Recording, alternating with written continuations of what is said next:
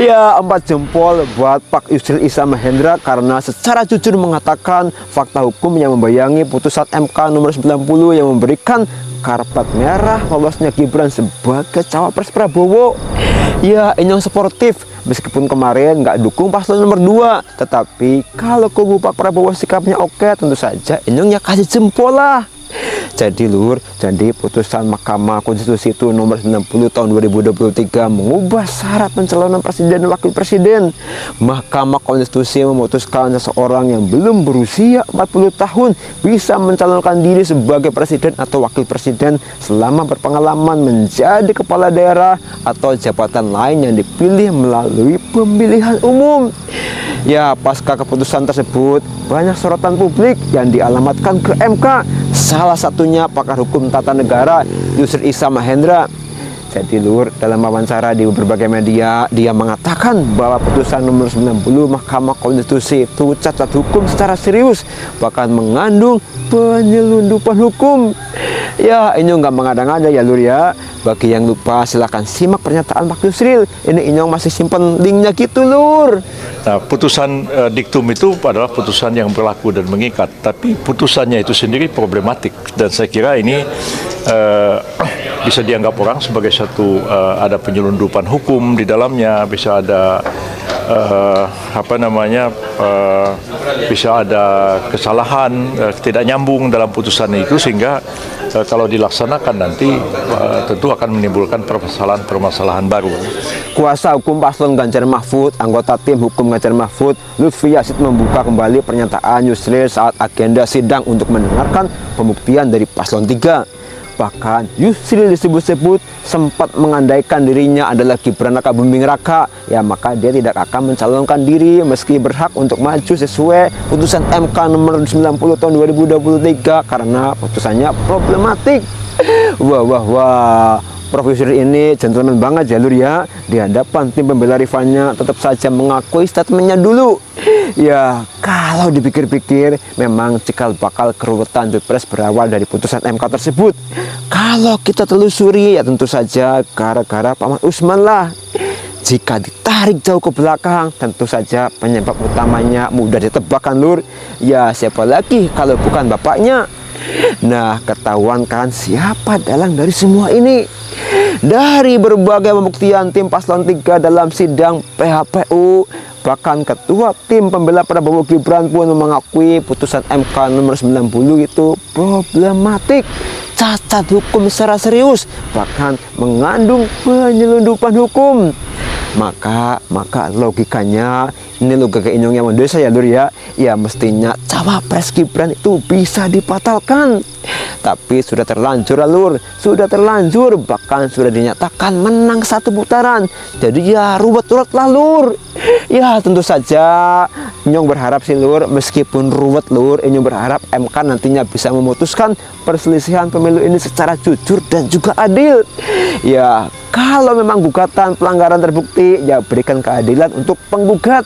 Kalau memang pada akhirnya hasil Pilpres kemarin dibatalkan, ya dibatalkan baik. Toh ada beberapa negara yang membatalkan hasil pemilu yang terbukti penuh kecurangan dan terjadi pelanggaran prosedur. Ya, negara-negara itu seperti Austria, Ukraina, Bolivia, Kenya, Malawi, hingga Thailand dan Belarusia. Nah, MK kita harapkan profesional, jujur dan adil. Jangan takut dengan penguasa, karena mandat MK sebagai penjaga konstitusi terakhir. Kalau MK melempem ya alamat kiamat bagi demokrasi kita kan Lur. Apalagi ada 303 akademisi yang diwakili guru besar antropologi hukum Fakultas Hukum Universitas Indonesia Sulistiowati Irianto dan juga dosen sosiologi Universitas Negeri Jakarta Ubedillah Badrun yang telah mengirimkan amicus curiae kepada Mahkamah Konstitusi untuk menjadi bahan pertimbangan putusan dari sengketa PHPU ini. Ya, amicus curiae adalah seorang yang membantu pengadilan dengan menawarkan informasi, keahlian atau wawasan yang memiliki kaitan dengan isu-isu dalam kasus tersebut.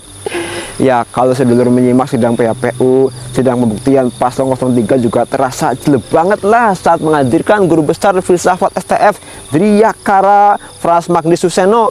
Jadi lur, menurutnya seorang presiden tidak ubahnya seperti pemimpin organisasi mafia bila menggunakan kekuasaannya hanya untuk menguntungkan pihak-pihak tertentu saja. Memakai kekuasaan untuk menguntungkan pihak-pihak tertentu membuat presiden menjadi mirip dengan pimpinan organisasi mafia. Ya, karena presiden adalah penguasa yang bertanggung jawab terhadap keselamatan seluruh masyarakat. Makanya presiden tidak boleh menggunakan kekuasaan demi keuntungan pribadi dan keluarganya. Ya iya ya lur, kalau hanya mementingkan keluarga atau kroninya maka cocoknya mimpin mafia saja lur. Ya, konsekuensi mimpin sebuah negara, apalagi negara besar seperti Indonesia dengan ratusan juta warga, ratusan suku bangsa, maka ya harus mengesampingkan kepentingan pribadi dan keluarga, dan sekali lagi harus mengutamakan kepentingan keselamatan rakyatnya. Ya, kalau menyitir Romo Magnis ya agaknya keberpihakan Pak Jokowi mengarah ke ala-ala mafia gitu kan lur. Ya, ada semacam pelanggaran gitulah. Bahkan koalisi lembaga swadaya masyarakat untuk keadilan pemilu juga sudah merilis data penyimpangan atau pelanggaran yang dilakukan aparat dalam pemilihan umum 2024 kemarin itu. Jadi lur, dalam rilis itu Jokowi menempati urutan keempat, yakni 11 kali melakukan pelanggaran atau penyimpangan pemilu 2024. Jokowi berada di urutan keempat di bawah ASN pemerintahan kabupaten, menteri dan lurah atau kepala desa. Ya, sayang sekali lur, sayang seribu sayang. Torehan prestasi yang membanggakan selama 9 tahun memimpin negeri ini justru ternodai di tahun terakhir dengan perilaku. Oke, teman-teman mungkin sudah mendengarkan sedikit penyampaian dari saudara kita, Lis Turianto. Keputusan MK yang meloloskan Gibran Rakabuming Raka atau putra sulung Pak Joko Widodo banyak pro dan kontra terhadap keputusan tersebut. Bahkan dalam Pilpres di 2024 yang sangat memanas dan sangat jauh berbeda dengan Pilpres di 2019.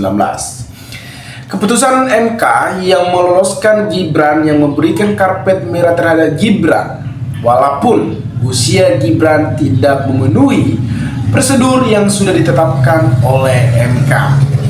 Banyak menuai kritikan terhadap keputusan MK yang seharusnya MK sebagai wasit dalam Pilpres di 2024. Gibran yang masih berumur 38 tahun seharusnya dalam pencalonan sebagai capres ataupun cawapres harus 40 tahun. Namun Gibran bisa lolos. Siapa yang bermain di belakang tersebut? Yaitu Anwar Usman sebagai paman Gibran ataupun Pak Jokowi yang memberikan peluang terhadap Gibran yang meloloskan dan memberikan karpet merah melalui MK. Nah, teman-teman, seperti apa yang dikatakan oleh saudara Lis Turianto ini sangat menarik, dan pernyataan dari pengamat politik atau ahli hukum tersebut juga sudah kita dengarkan bahwasannya pencalonan Gibran atau keputusan MK yang meloloskan Gibran adalah diplomatik. Nah, ini sangat menarik teman-teman. Apakah dalam Pilpres di 2024 ini tidak memanas? Tentunya memanas, yang dimana kecurangan-kecurangan yang meloloskan Gibran, yang memberikan karpet merah terhadap Gibran yang tidak cukup usia. Banyak pengamat politik, banyak juga undang-undang yang telah diatur kembali teman-teman. Nah, putusan MK dan karpet merah Gibran maju Pilpres di 2024 menjadi wakil dari Prabowo Subianto yang didukung oleh Partai Golkar dan PAN. Peluang Gibran Rakabuming Raka maju Pilpres 2024 semakin terbuka setelah MK mengabulkan sebagai uji materi terkait ucapan capres ataupun cawapres. Nah, sebenarnya sah-sah saja ketika Gibran sudah mencukupi atau sudah sesuai dengan prosedur Namun nyatanya Gibran tidak sesuai dengan prosedur. Namun Gibran memohon kembali kepada MK. Namun MK telah meloloskan. Keputusan tersebut banyak pro dan kontra, atau pengamat politik juga mengkritik keputusan tersebut bahwasannya Gibran belum sangat berpengalaman, belum sangat teruji, jangankan ke situ, tetapi umur saja tidak sesuai dengan prosedur yang sudah ditetapkan secara undang-undang. Teman-teman, ketika kita melakukan kecurangan hanya haus kekuasaan, ini sangat berat ketika nanti diberikan tanggung jawab. Nah, dalam putusan tersebut MK menyatakan berusia paling rendah 40 tahun. Nah, seharusnya sebelum Gibran mencalonkan diri, usia harus maksimal 40 tahun. Namun di sini dinyatakan berusia paling rendah 40 tahun, bertentangan dengan Undang-Undang 1945 dan tidak mempunyai kekuatan hukum mengikat sepanjang tidak memaknai berusia paling rendah 40 tahun atau pernah sedang menduduki jabatan yang dipilih melalui pilihan umum, termasuk pilihan kepala daerah. Demikian salah satu konklusi yang dibacakan Ketua MK Anwar Usman di gedung MK Konstitusi Jakarta Pusat. Seperti saya katakan tadi teman-teman, Anwar Usman lah yang bermain di sana. Anwar Usman ini adalah adik ipar Pak Jokowi atau paman Gibran. Nah, sehingga diberikanlah karpet merah terhadap Gibran, dan memang dalam Pilpres 2024 ini mereka menang, Prabowo dan Gibran, yang telah diumumkan oleh KPU. Itu secara langsung dan secara resmi. Namun ketika Gibran lolos, nama Pak Jokowi juga rusak. Kita mengakui kepemimpinan Pak Jokowi selama 10 tahun yang membawa Indonesia ini lebih maju, yang membawa negara ini dikenal oleh negara-negara lain. Namun ketika Pak Jokowi mendukung Gibran dan Prabowo, yang dimana Jokowi adalah rival dari Pak Jokowi, namun telah mendukung Prabowo Gibran bahkan mati-matian, seperti melanggar pembagian bansos, meloloskan Gibran. Ya, itulah teman-teman adanya dinamika-dinamika politik yang terjadi saat ini yang kita ketahui teman-teman. Nah, Yusril 3 hakim tak singgung diskualifikasi dalam settingan opini pencalonan Gibran sah. Ketua tim pembela Prabowo Gibran Yusril Mahendra meninggalkan pendapat perbedaan yang diajukan oleh 3 hakim konstitusi dan sidang sengketa Pilpres, sama sekali tidak menyinggung diskualifikasi paslon nomor urut 2 Prabowo Gibran. Artinya, menurut Yusril pencalonan Gibran Rakabumi tetap sah menurut 3 hakim yang menyatakan pendapat berbeda-beda. Nah, Yusril juga pernah mengatakan bahwasanya pencalonan Gibran adalah salah satu filomatif yang dikatakan. Kita cari teman-teman apa yang terjadi. Sebenarnya siapapun menjadi pemimpin, memang secara ketika kita sudah berkuasa, kita sudah menduduki jabatan lebih tinggi, maka kita akan mengubah segala aturan-aturan yang terjadi saat ini, teman-teman. Pakar hukum tata negara Yusril Mahendra memberikan klarifikasi terkait perdebatan hukum yang beredar masyarakat. Ini norma ketika yang lebih tinggi daripada norma hukum. Dalam hal ini, menurutnya pencalonan Gibran Rakabumi Raka, pendamping Prabowo Subianto yang ikut dalam kontestasi Pilpres di 2024 sah. Namun banyak pro dan kontra terhadap pencalonan Gibran.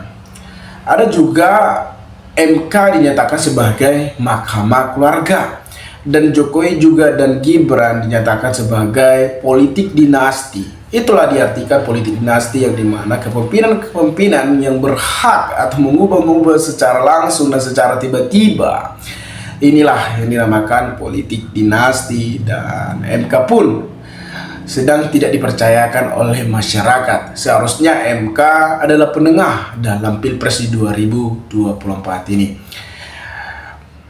Menurut ada perbedaan mendasar antara pelanggaran norma etik dan pelanggaran norma tentang perilaku Code of Conduct.